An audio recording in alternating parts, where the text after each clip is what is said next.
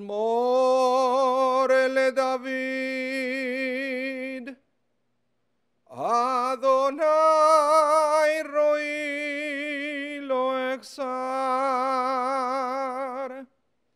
בינו דאשר ירביצני, על מי מנוחות ינעלני. נפשי ישובב יענקני במגלי צדק למען שמו, גם כי ילק וקיצל מוות, לא ידע כי אתה עמדי. שבטך ומשענתך המה ינחמוני, תערוך לפני שולחן נגד צורריי, דישנת בשמן ראשי,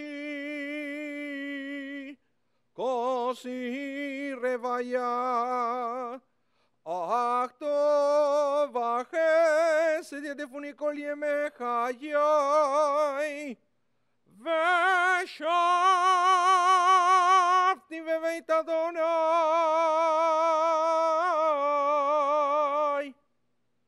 לאורך ימים. The words of the 23rd Psalm. Psalm of David. Adonai is my shepherd, I shall not want. Giving me repose in green meadows, leading me beside the still waters to revive my spirit, guiding me on the right path, for that is God's essence. Though I walk through a valley of the shadow of death, I fear no harm, for you are with me. Your staff, your rod comfort me. You prepare a banquet for me in the presence of my foes. You anoint my head with oil, my cup overflows. Surely goodness and kindness shall be my portion all the days of my life, and I shall dwell in the house of the Lord forever. So we are all here gathered this afternoon, sadly, to say goodbye to Frank Curtis of blessed memory. Fievel ben Yosef Bechana, Zichrono Libracha, that was his Hebrew name. The son of Joseph and Hannah of blessed memory, the brother of Lillian Silvert of blessed memory, the husband of Ulrike, the father of Spencer, Cameron, and Chieko, and Stacy, the grandfather of Anaka, Kali, Eli, Ritsu, Kaya, and Yori. Frank passed away on Wednesday, March 14th, unexpectedly after a short illness at the age of 79. Pirkei Avot, which in Hebrew literally means the chapter of the fathers, but generally translated as ethics of our fathers, is one of the best known and most cited of Jewish texts of the Mishnah, the first part of the Jewish oral law. We read in Pirkei Avot, chapter 2, text 15 and 16 as follows. Rabbi Tarfon will say, the day is short, the work is much, the workers are lazy, the reward is great, and the master is pressing. And he will also say, it is not incumbent upon you to finish the task, but neither are you free to absolve yourself from it.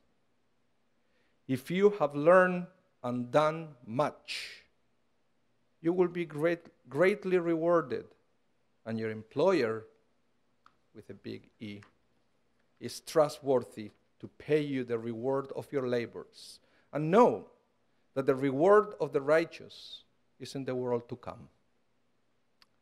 Today, we are saying goodbye to a man who was well known for being aware of these principles. Frank Curtis was always aware of how much work there is to do in this world and how most people will actually procrastinate and never get things done. So he dedicated his life to hard work and productive work. I'm sure illness cut his dreams and achievements short, but as the teachings from Pirkei Avot say, we have to give our 100% all the time until the day the Almighty decides our time here is over. Frank never thought about quitting the workforce. Of course, age slowed him down a bit, but first, he never considered himself an old man. And second, he knew his vision and insight was still needed. Frank was a visionary with a drive to succeed. He wouldn't take failure as an option. He also wouldn't let his past to interfere with his life mission. Frank had a very tough, and I would say traumatic childhood. Born in Poland, he was deported, displaced, harassed, and beaten during the Second World War. He finally had a chance to move to Canada thanks to the generosity of a relative who would sponsor him to come here. But technically, he was a survivor of the horrors of the war. But he never saw himself as a survivor. He became not a survivor, but an overcomer. Somehow, Frank was able to leave behind the pain of the past and focus on the achievements of the future. He didn't let his past to write his future. This should be a teaching and an inspiration for all of us, because you can't change the past, but you can still create your own future. It's not uncommon to see people going through life angry, bitter, and depressed for what life brought to them in the past. But I believe Frank was a living example that no matter how much hardship you have to endure in the past, there is always a way to keep moving forward and own your destiny. He could have gone through life angry, bitter, blaming the Polish, the Russians, the Germans, but he didn't. Frank was able to leave that in the past. It doesn't mean it didn't happen. It doesn't mean he didn't suffer. It doesn't mean he didn't have good reasons to be bitter. He simply decided not to.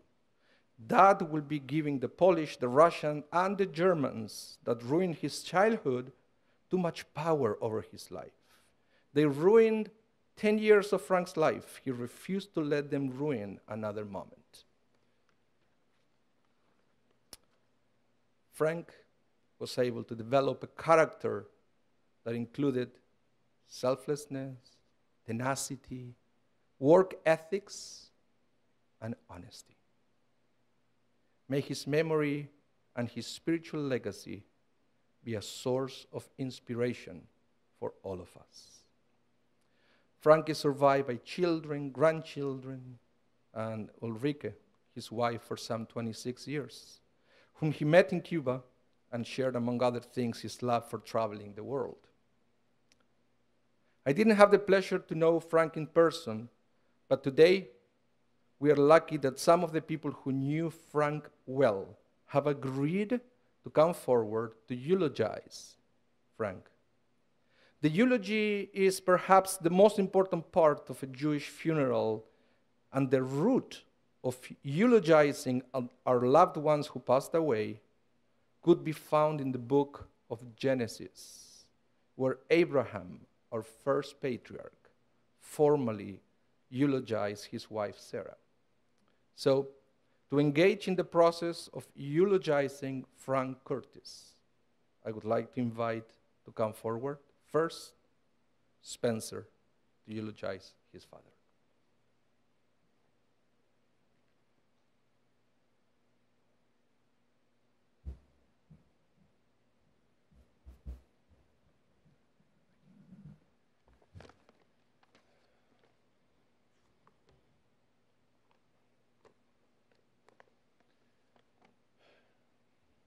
If Frank Curtis taught you nothing in life, then you probably weren't listening. Frank was an incredible teacher, someone said to me recently. No, he wasn't, I replied. He was likely the most terrible teacher ever. But I knew exactly what he meant. It took the right kind of person to be able to learn from my father, and if you were that sort of person, then what Frank had to offer you was absolutely incredible. Patience as a teacher was certainly not his greatest virtue, but he had so many others. In business, Frank had his pulse on the housing industry like no one else. His brain was constantly working and he was constantly moving. He was incredible at seeing opportunities and equally adept at preparing for shocks. Spending time with him, you couldn't help listening, and if you were listening to what he had to tell you, you couldn't help but learn and couldn't help but be prepared for what came next. Personally, I learned valuable lesson after valuable lesson from my father. They weren't always easy to learn, but I'm grateful for every one of them. And when I speak to people about the housing market, I speak with optimism and act with pessimism, just like my father, only without the optimism. I was told by my dad on more than one occasion that I was lucky to have a wealthy father. He was not so lucky. He came from incredibly humble beginnings, and Frank worked tirelessly to become a success in business. My first introduction to Frank, the housing mogul, was as a kid when he would drive my brother and I around as he checked on all the construction sites. We drove around in his Mercedes 380 SL and we collected what we called good garbage, like the slugs from electrical boxes that looked like quarters. As I recall this memory 30 years later, it seems to me that My Hometown by Bruce Springsteen was playing on the radio, but it was much more likely Perry Como, Neil Diamond, perhaps a piece of classical music. After collecting all the good garbage, we then piled our garbage into the back seat of his convertible. Years later, he told me how much it cost to replace the convertible top of a 380 SL that had been shredded by electrical cable and scraps of wood. In addition to having his sons collect garbage, Frank did absolutely everything necessary to get the job done. From sweeping floors to decorating the show homes with his wife, Ulrika, Frank was no stranger to hard work. And through the ups and downs of the market, he watched as competitors came and went, and for each one who did not succeed, a story, a lesson. Let your house be a meeting house for the sages, and sit amid the dust of their feet and drink in their words with thirst. I don't mean to insinuate that my father was a sage by recounting a quote from the Jewish teachings, the chapters of our fathers, but I have encountered so many people who have learned so much from my father. It was probably prefaced with, "Let me tell you why you're wrong." But the lessons were of no less value. Whether it was a tidbit of information you gleaned at one of the few receptions that he attended, or over breakfast with the boys, perhaps over a lunch where he sat you down and explained the importance and the direction of what lay before you, my father amassed great experience, and it slipped out to so many and in so many unique ways. There are many people, friends, employees, suppliers, who benefited from their association with Frank Curtis.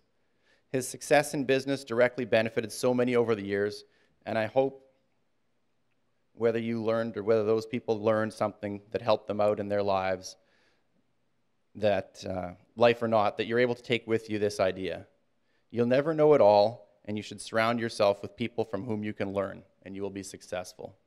Sit at the feet of sages. The success of an organization is never the result of one person's effort, and while history tends to credit the individual, my father consistently reminded me of what great people we have at Hilton Homes, and how valuable those people are. On behalf of my father, I would like to thank all those who've helped in his success. Likewise, in life, we are the sum of our past, our belief, our experiences, and of those with whom we share our life and our love and from whom we draw influence and support. I would like to take this opportunity to say a special thank you to Ulrika, my father's wife and companion for over 30 years. It was absolutely fantastic to see the joy in my father's face as he cut into the cake, the 25-year-old wedding cake last fall, and to watch the incredible montage of photos that you prepared with just a few of the highlights of an amazing life together. Thank you for all the living that you did together. And thank you on behalf of my brother and sister for the loving care that you provided to him on so many occasions. And though he may not have said it often enough, possibly not at all, thank you. Thank you for always being by his side in life and in the end. And I know how much that meant to him. Thank you as well to the doctors, the nurses, the staff at Costa Med, the hospital in Mexico that took such good care of my father and did everything they could for him. When my brother and I went to see my father, we arrived at the hospital to find him unconscious. The staff advised us that we should go ahead and talk to him. It's good for him to hear the voices of people he likes, they said. Ulrika and I stopped for a moment, stared at each other, unsure of who we should send in to speak to my father at that point. I in particular was particularly concerned that I might raise his blood pressure substantially enough that I should probably avoid going in, but I did go in. Ulrika looked around, I think, for his favorite doctor, and we decided we'd send in Dr. Cameron, my brother, instead. I would also like to thank everyone here today. I'd like to thank all the staff. I'd like to thank the rabbi for his fantastic words. The words that he recited from the Pirkei Avot were incredibly apt and perfect for today. And I'd like to thank everyone here. I'd like to thank family and close friends and every person who took the time to be here and who took the time in some way to be a part of my father's life. Thank you for shaping him and influencing him into the person that he is. While 79 is not young, it's such a tragedy that my father passed away so suddenly, as in many ways he was really just starting to begin to live his life. When I heard the news last Wednesday that my father had passed away, like so many people I spoke to, I was shocked. We all die eventually, but it just seemed like he'd be there forever. When he had a heart attack in December, he came out of it literally better than ever. Frank Curtis was larger than life at times, a true character. So last Wednesday afternoon, after waking to the news that my father had passed away at the age of 79 at his winter home in Mexico, I suddenly decided that I would go for lunch at High's. As a kid, it's where my dad took me for my birthday every year. I got to pick, and that was always my choice. I always wanted to sit at the table, staring at the fire, the steaks on the grill behind the glass at the old Edmonton Street location. As I sat quiet and a bit blurry during lunch, I thought what a wonderful metaphor that filet mignon is. Tough, crusty, and charred on the outside, but perfectly tender on the inside, just like him. I didn't speak much about it, and maybe because he tried so hard to hide it throughout his life, but my father, the cold, calculating, only first place matters businessman, had a heart of gold.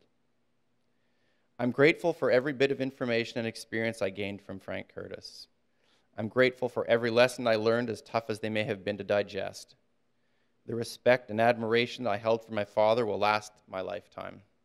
But especially, I'm grateful for those rare occasions when I got to see the generosity and the tender side of my father that made him the incredible person that he lived to be.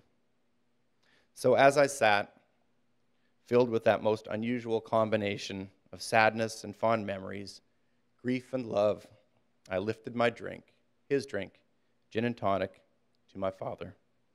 Zichrono Livracha.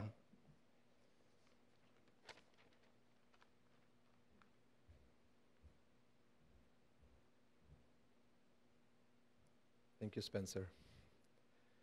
At this point, I would like to invite Brian Greenberg to eulogize his friends.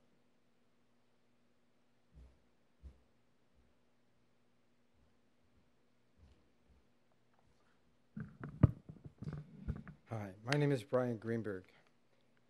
I knew Frank for 47 years, 45 as a friend and 2 as an employee. In fact, I first met Frank when he interviewed me for a job. At the end of the session, he asked, "Are you related to Max Greenberg?"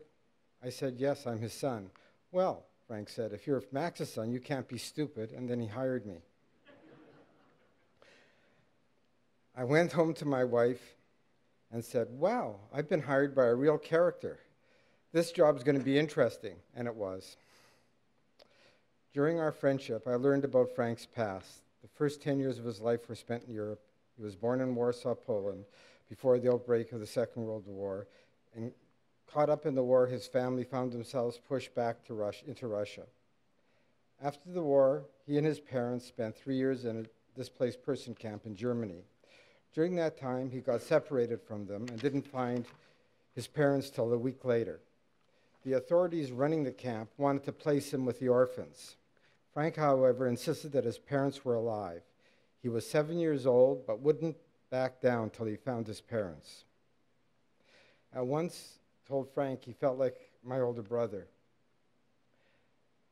That's when he told me he once had a younger brother who died in his arms of starvation in Russia. Frank's early experiences in life forged his tough exterior, but also left him with compassion. He was always straightforward. You knew where you stood with him. Never had a doubt about that. In addition, he was a very loyal person, but also demanded it from others.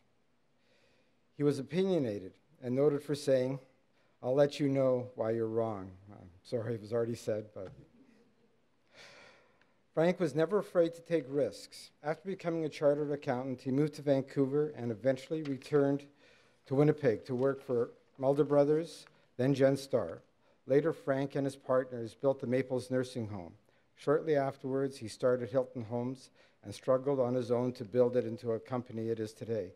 Along the way, he hired many key employees who are still with the company. Frank was a natural leader. He served as president of Manitoba Home Builders Association and Manitoba Home Warranties for a number of years. He was always at work and spent many 84-hour weeks making sure the company met its goals. He was always thinking of the future and planning for it, perhaps even in his dreams. Frank was always working on the numbers to make sure they all jived in the end. Nevertheless, he made time for travel.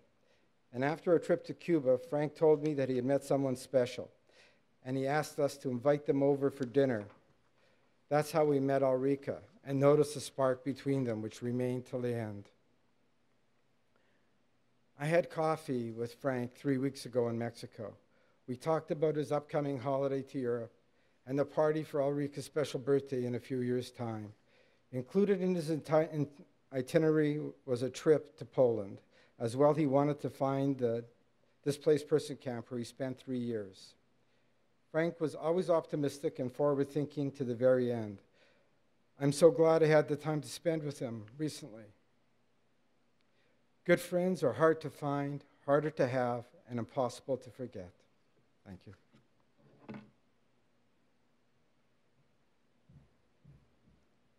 Thank you, Brian. And I would like to invite now Tina and Catherine Helmuth to come forward to present their eulogies.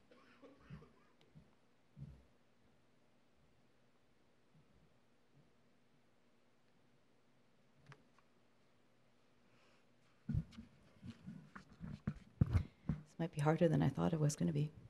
I think you'll see some intertwining of speeches and everything we have to say.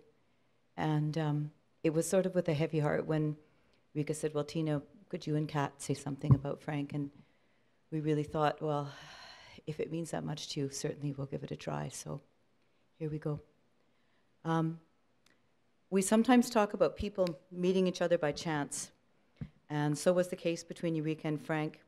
It was 1984 when Frank was in Cuba getting some R&R, and Eureka was in Cuba with vacation with our parents, that they happened to be staying together in the same small hotel. They chatted on the beach for a while, and then Frank decided he wanted to spend more time with her. So he went out of his way to make a good impression. At that time, Cuban citizens did not have much to buy in the stores. So Frank literally gave the shirt off his back, later his pants, and probably some other clothing items, to a lobster diver, who then swam to the reef to get fresh lobster to impress Eureka and the parents. When back in Winnipeg, the romance continued.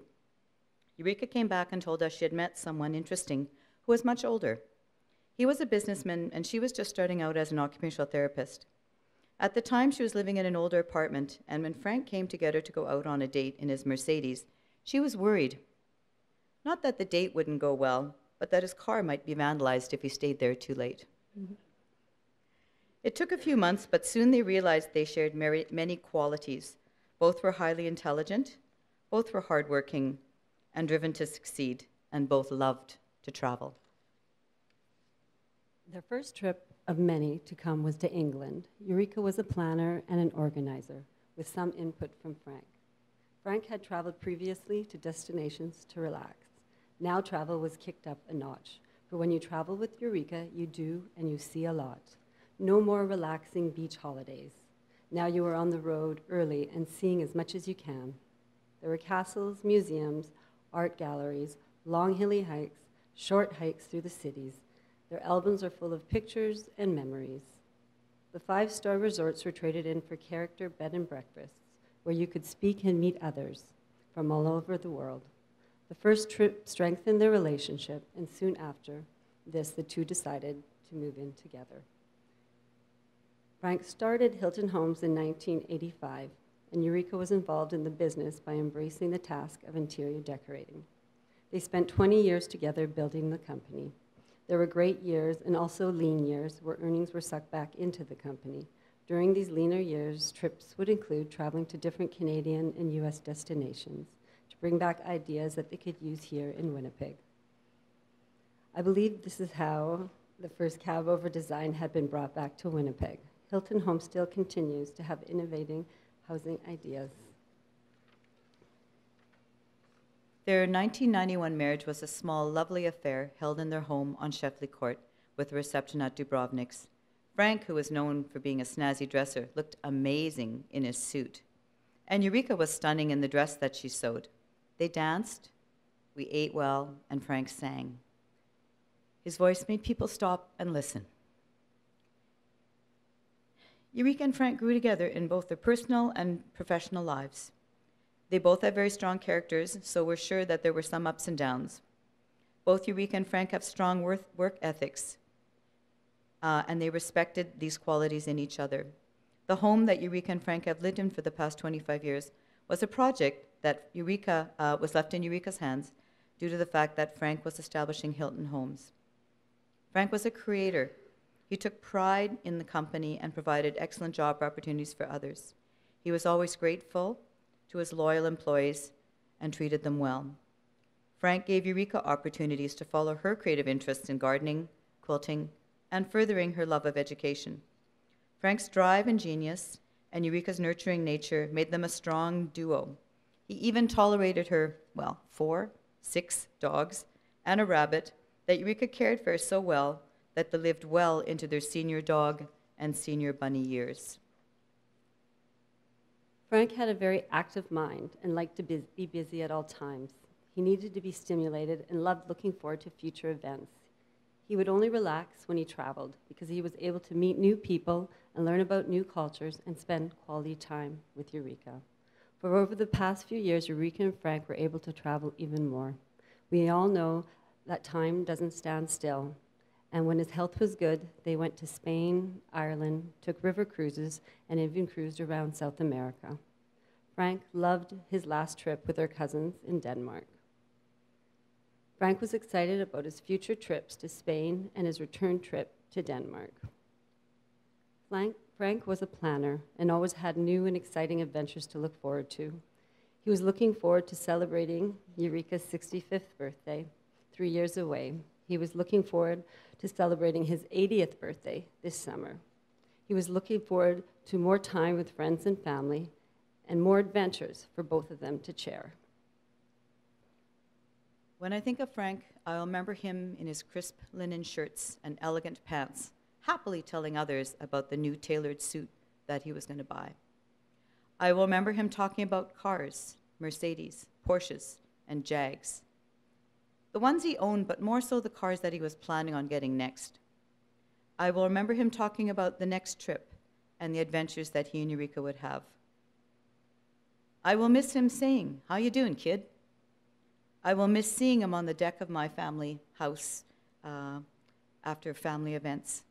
I will miss watching old movies with him in Mexico. If there's a heaven, I hope he has found himself another great car and is driving around meeting all the old movie stars and is planning his next trips to the cosmos.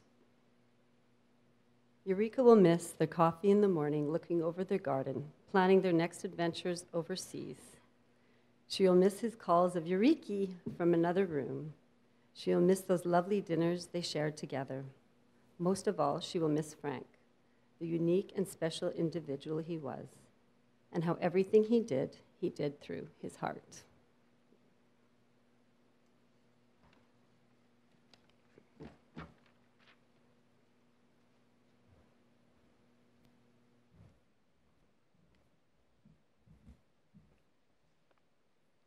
We thank Tina and Catherine for their eulogy.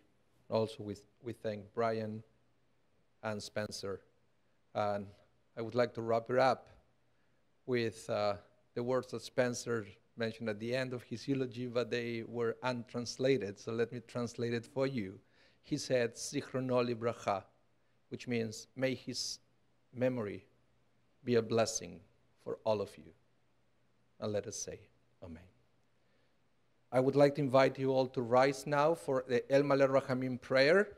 This is a powerful Hebrew prayer where we are going to ask the Lord to accept the soul of Frank in the Gan Eden, the Garden of Eden, the world to come. El Maleh Rachamim Shochem Bameroimim Hametzeh Menucha Nechona Tachat Kanfei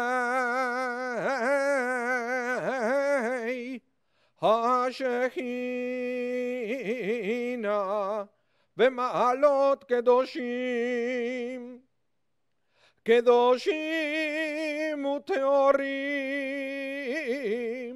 Kezohar Araki Amazirim Et Nishemat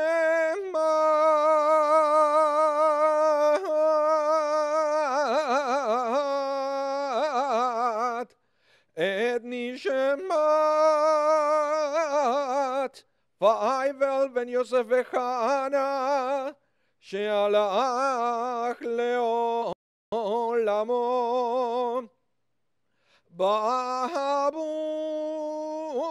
Shanu Mitpalelim Ve'ad Zkarat Nishemato Began Eidein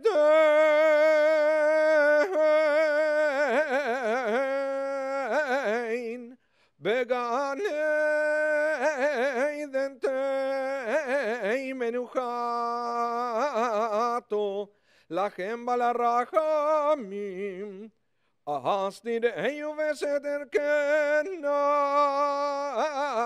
Leolamim Utzeror Bitzror Achayim Achayim et Nishemato Adonai Unachalato Ve'anuach Ve'shalom Al Mishkavo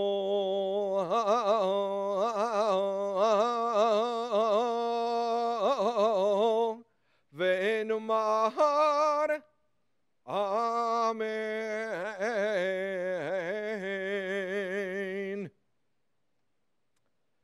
Exalted, compassionate God, grant infinite rest in your sheltering presence among the holy and pure to the soul of Frank Curtis, who has gone to his eternal home. Merciful One, we ask that our loved one find perfect peace in your eternal embrace. May his soul be bound up in the bond of life. May he rest in peace. And let us say, Amen. You may be seated.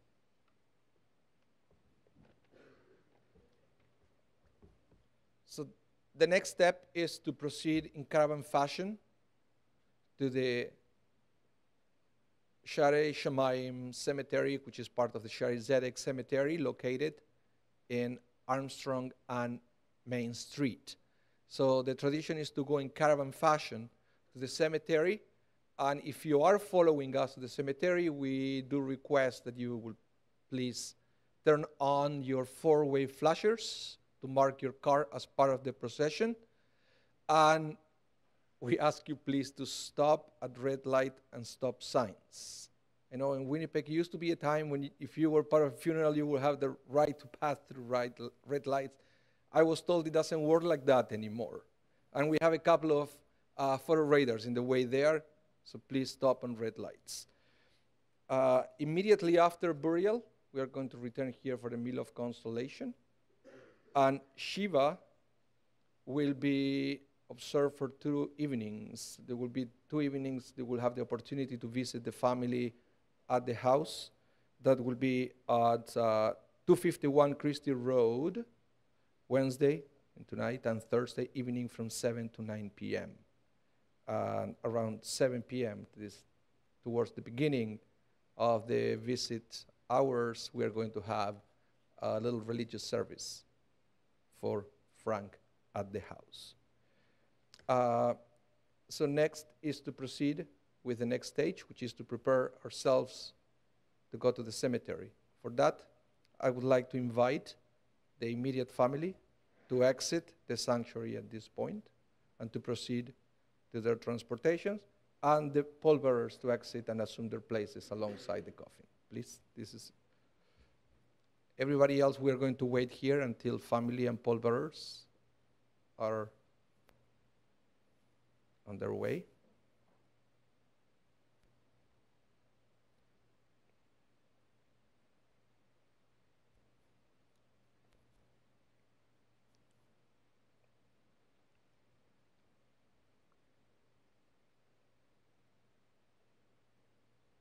For the rest of us, we are going to wait till the family goes to the cars and the pallbearers assume their places. And the tradition is as soon as we leave the building, we form 2 lines outside the building through which the casket can find its way into the hearse. Again, immediately after burial, we are returning here to the building for the meal of consolation. And the Shiva will be at 251 Christie Road, Wednesday, Thursday, from 7 to 9 p.m. In a couple of minutes, we're going to get a sign from the back that we can leave the sanctuary. So meanwhile, I will ask you to remain in your seats.